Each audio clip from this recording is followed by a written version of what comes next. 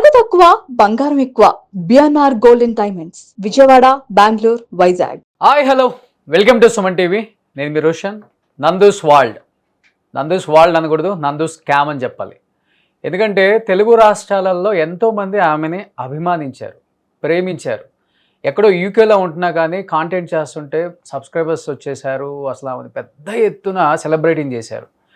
ఆమె ఇండియాకి వచ్చి ఇచ్చిన ఇంటర్వ్యూస్లో కూడా వ్యూయర్షిప్ కూడా మంచిగా ఉంది. అంటే ఏం మాట్లాడబోతుంది, తన ఫ్యామిలీ గురించి ఏం చెప్పబోతుంది, తన లైఫ్లో జరిగిన స్ట్రగ్లింగ్ గురించి, తర్వాత తను ఇంత పెద్ద సక్సెస్ఫుల్ ఉమెన్ అయ్యారు కదా, ఏం చెప్తారని అందరూ కూడా వెయిట్ చేశారు. ఎంతోమంది అంటే ఇంట్లో పనిచేసుకునే ప్రతి ఒక్క లేడీ కూడా ఆమెను చాలా ఇష్టపడ్డారు.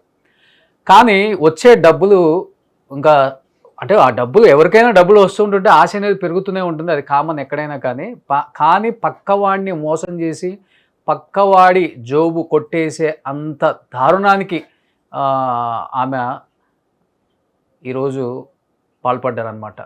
ఎంతోమంది జీవితాలు నాశనం అయిపోయినాయి అని చెప్పుకోవచ్చు కూడా చెప్పాలంటే. వాస్తవంగా కొంతమంది బయటకు వచ్చి మాట్లాడలేకపోతున్నారు, కానీ కొంతమంది బయటకు వచ్చి మాట్లాడిన వాళ్ళైతే ఎన్నో లక్షల రూపాయలు మేము ఇచ్చేసామని చెప్తున్నారు. మినిమం అంటే 20 లక్షల రూపాయలకు తక్కువ ఎవరు కూడా మేము ఇవ్వలేదని చెప్తున్నారు. అంటే ఆల్మోస్ట్ 100 మందికి పైగా మోసపోయారని ఇప్పుడు వస్తున్న సమాచారం ప్రకారం ఒక లిస్ట్ అయితే మనకు బయటకు వచ్చింది. దాదాపు అంటే 15 నుంచి 20 కోట్లు ఈ ఫస్ట్ అంటే ఎవరైతే బయటకు వచ్చారో వాళ్ళ దగ్గర నుంచే ఇంత జరిగింది. అంటే దాదాపు 3 years నుంచి ఈ స్కామ్ జరుగుతుంది. 3 years క్రితమే వాళ్ళ మీద ఆల్రెడీ ఎఫ్ఐఆర్ ఇక్కడ బుక్ అయింది. అప్పుడు పెద్ద ఎత్తున ఇది బయటికి రాలేదు కాబట్టి ఇది పెద్దగా తెలియలేదు. అంటే ఆమె చెప్పడం ఏంటంటే ఎక్స్‌ప్లోయిటేషన్ జరిగింది, మేము ఆల్రెడీ ఒక చిన్న వీడియో అప్పుల్లో పెట్టామని చెప్తున్నారు. కానీ ఇప్పటికి కూడా ఇంత పెద్ద ఎత్తున ఇంత పెద్ద స్కామ్ జరిగిందని వాళ్ళ మీద ఆరోపణ అని ఆమె అంటుంది. కాబట్టి కనీసం మరి వాళ్ళ ఛానల్లో అన్ని రకాల వీడియోలు చేసేటప్పుడు ఆ వీడియోకు ముందు, ఆ వీడియోకు మధ్యలోనో, ఆ వీడియో లాస్ట్లోనో పిల్లలు ఎవరు కూడా నమ్మి డబ్బులు ఇవ్వద్దు, లేకపోతే ఇక్కడ వీసా కోసం ట్రై చేసేవాళ్ళు ఎవరు కూడా డబ్బులు ఇవ్వద్దు, మా పేరు చెప్పి కొంతమంది కంపెనీస్ పెట్టి మమ్మల్ని కావాలని మా పేరుని బదనాం చేస్తున్నారని చెప్పలేదు కూడా. ఎందుకంటే వాళ్ళు చెప్పలేదు, అది పక్కన పెడితే కొన్ని ఆమె నాతో మాట్లాడి నేను పార్ట్ 2 ఏదైతే చెప్పానో ఆ పార్ట్ 2 కూడా డెఫినెట్గా రిలీజ్ చేస్తాను ఈరోజు. అంటే తన వర్షన్ విన్నాను నేను ఫస్ట్. అంటే ఇది ఎప్పుడు జరిగింది, దాదాపు May 14, 13 అప్పుడు జరిగింది. నేను పార్ట్ 1 ఏదైతే రిలీజ్ చేశానో అది కూడా అప్పుడు మాట్లాడిందే.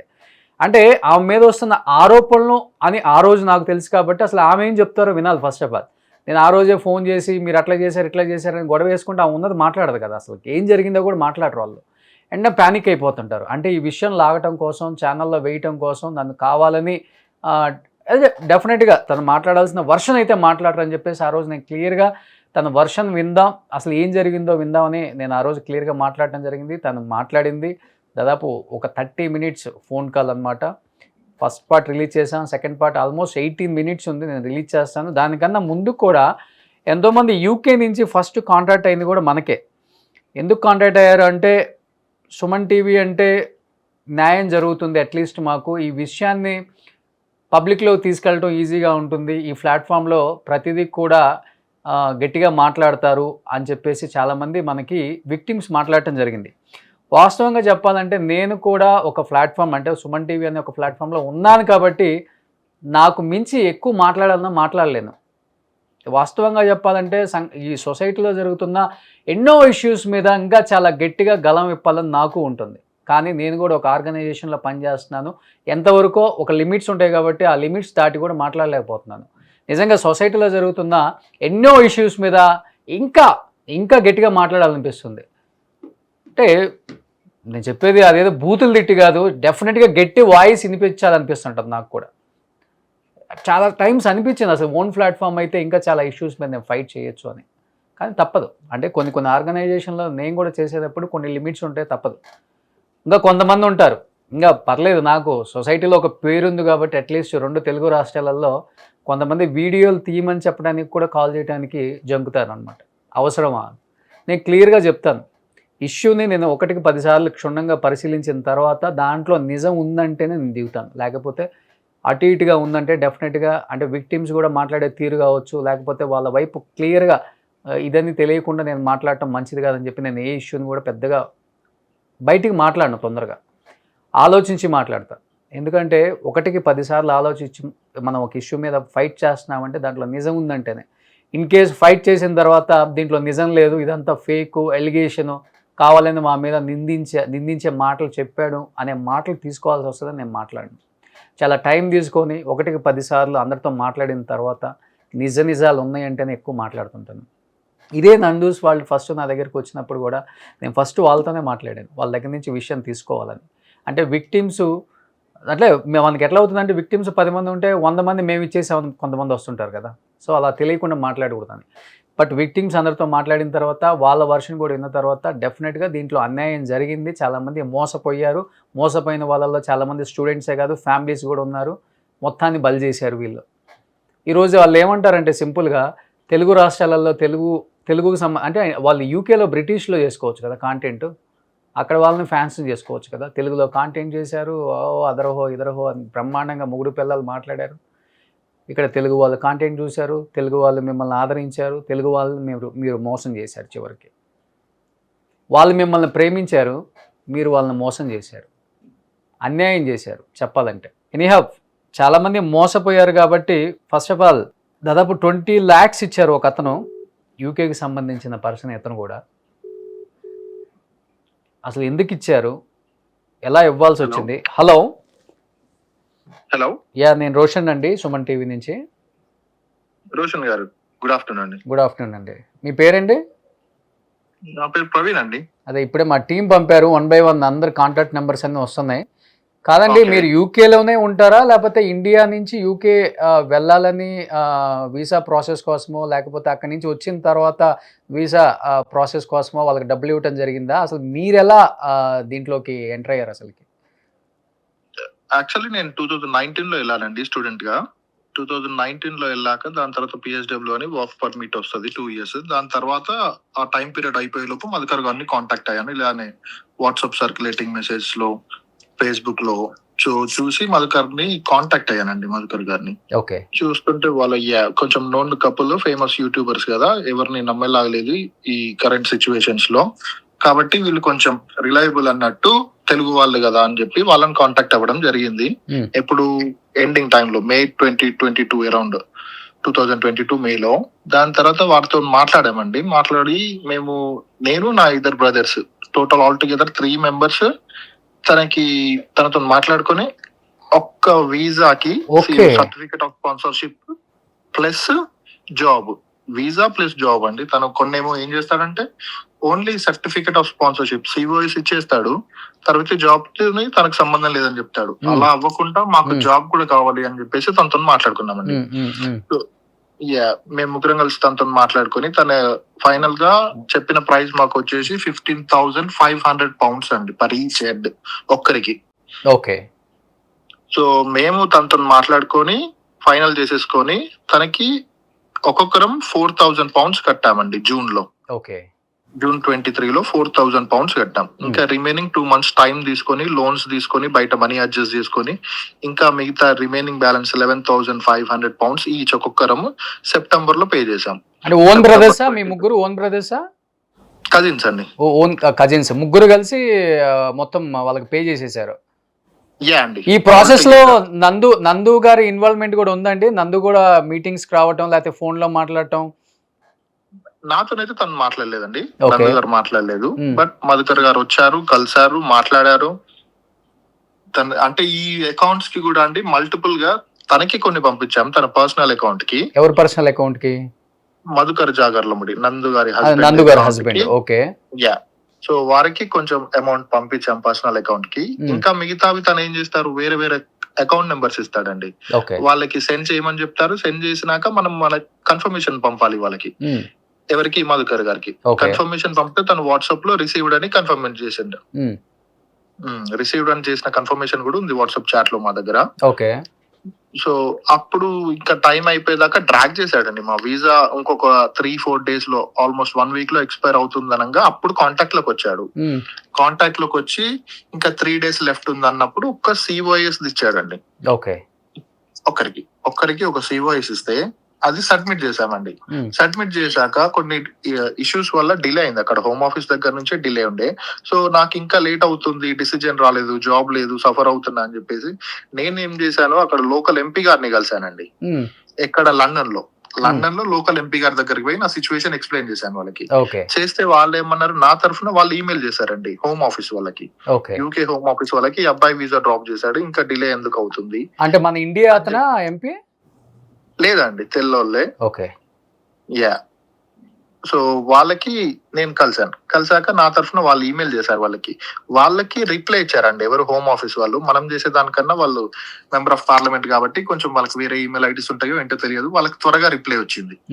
సో వాళ్ళకి రిప్లై ఏమని ఇచ్చారంటే, ఈ అబ్బాయి ఏదైతే సర్టిఫికేట్ ఆఫ్ స్పాన్సర్షిప్ సబ్మిట్ చేశారో అది ఎక్స్పైర్ అయిపోయింది, అది వ్యాలిడ్ కాదు, మీరు ఇంకొక COS ఏదన్నా ఇస్తే మేము తనకి వీసా ఇవ్వగలము, ask them to submit another COS అని చెప్పి. ఎన్ని ఇయర్స్ నుంచి ఉంటున్నారు మీరు లండన్ లో? నేను అక్కడ 5 years ఉన్నాను. ప్రజెంట్ కరెంట్లీ ఇండియాలో ఉన్నాను. కానీ యాక్చువల్ గా 5 years తర్వాత మీరే డైరెక్ట్ గా వీసా అప్లై చేసుకోవచ్చా? అక్కడ ఆప్షన్ ఉందా అండి, లేకపోతే మీరు వేరే త్రూ ఇట్లా థర్డ్ పార్టీ లేకపోతే ఏదన్నా కన్సల్టెన్సీ నుంచి వెళ్ళి వీసా? కొన్ని ఉంటాయండి, but employer depends upon employer అది. సో మనం వర్క్ చేసే ఎంప్లాయర్ మనం నచ్చి మనకి తన స్పాన్సర్షిప్ ఇస్తే అది ఈజీగా ఉంటదండి. సో చాలా వరకు అయితే అలా జాబ్. అంటే వీళ్ళు ఏంటి, మల్టిపుల్ కంపెనీస్ తో వీళ్ళు టైప్ అయి ఉంటారా? వీళ్ళకి ఈజీగా వీసా ప్రాసెస్ వీళ్ళు ఈజీగా చేస్తారా? వీళ్ళకి కంపెనీ ఉందా అసలు? వీళ్ళ పేరు మీద ఒక 7-8 కంపెనీస్ ఉన్నాయండి వీళ్ళ ఓన్ గా. మధుకర్ జాగర్లమూడి గారి పేరు మీదనే UKVI వెబ్సైట్ లో కొడితే వస్తుందండి అదంతా డీటెయిల్స్ అన్ని. తన పేరు మీద కంపెనీస్ ఉన్నాయి. ఓకే. ఎంప్లాయీస్ ఉన్నారా దాంట్లో? లేరండి, ఇలానే చేస్తారండి వాళ్ళు. ఓ, అంటే కంపెనీ పెట్టడం, కంపెనీ త్రూ మీకు వీసా ఇప్పిస్తామని చెప్పి మోసం చేయటం, డబ్బులు తీసుకున్న తర్వాత కంపెనీని క్లోజ్ చేయటం. రైట్ అండి, పేపర్ మార్కే ఉంటదండి కంపెనీ. సో లైవ్ లో ఉండదు, ఎంప్లాయీస్ ఉండరు, ఎవరు ఉండరు.